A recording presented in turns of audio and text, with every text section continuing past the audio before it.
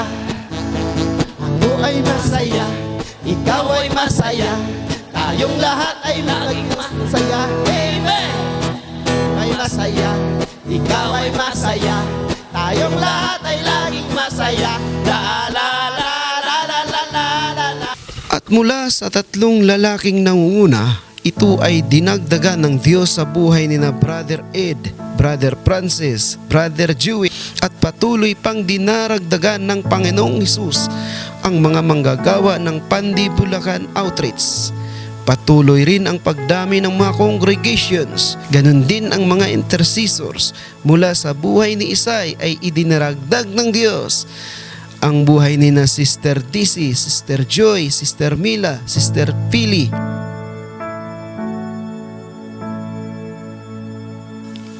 Patuloy at walang tigil ang pagliligtas ng mga kaluluwa sa bayan ng Pandi, pamimigay ng mga brochures, house-to-house Bible study, pagpapaluap at pananalangin o pagpapagaling ng mga may sakit at karamdaman.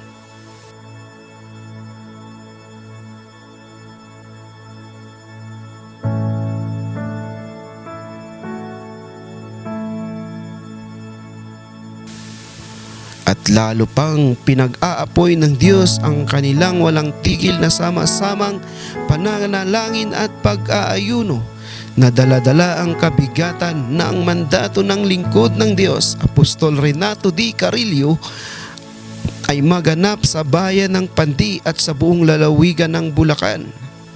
At mangyari ang kahilingan na layuning makatayo ng napakaraming outreaches sa bawat barangay at pabahay ng Pandi, at ang hiling sa Panginoong Hesus na mailagyan ng 200 chapters ng oras ng himala ang buong lalawigan ng Bulacan.